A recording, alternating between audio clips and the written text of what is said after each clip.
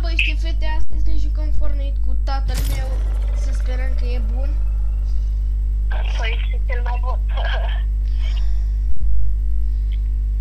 Când mă jucam eu Fortnite, cu nici știi, Tu te jucai cu cucul nisip când mă jucam eu Fortnite.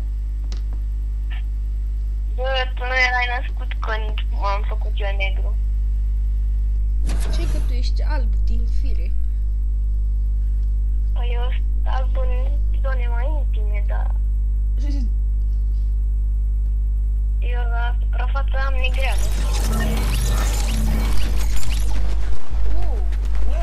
Bum shagalaga, bum shagalaga.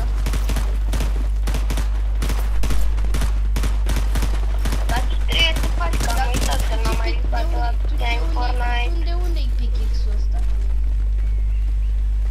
O, din Battle Pass. Care? Battle Pass-ul din Fortnite. Că mi l-am luat și eu, că am auzit că primești chestii vivaci și tale. Eu nu mi l-am luat, că nu vreau. Nu-mi place. Că e curat să te la comanii mei, băi.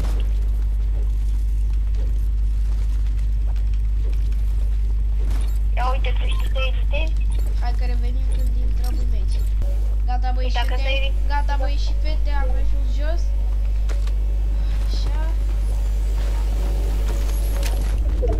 Ia uite o armă în capitile.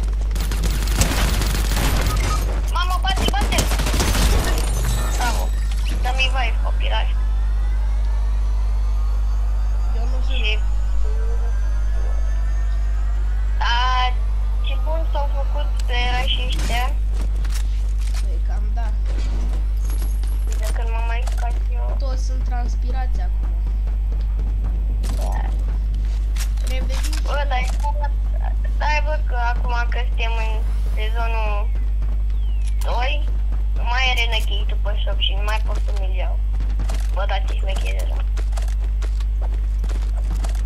E sezonul 2, nu? Nu. Adică nu știu ce sunt armele astea. Nu știu. Hai să ne ducem să ne batem. Da, ai bătut pe cineva? Da. Păi mai știu și eu, bă, m-am născut pe astea. Hai că am dat. Pot? Bravo, copil. Bă, dar e ciudată rău mapa asta, eu nu mi-am amintesc așa. Nici eu. Dar asta sigur că sezonul 2?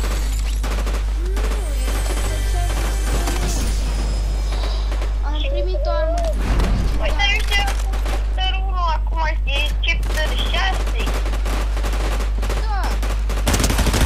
Bun, dar s-a schimbat. Îmi place bătrânii și cred și eu că s-a schimbat. Ciao. Ai și tu doar Shagala? Ce? S-a băgat hunting rifle-ul. Bun. Ce? Domnul ăsta.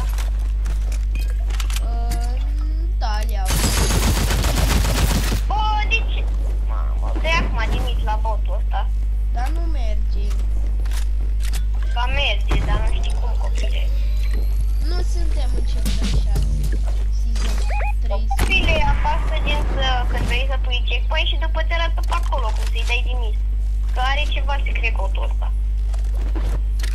Care vrea... Nu prea cred. Hai să ne mai batem. Păi, fetele,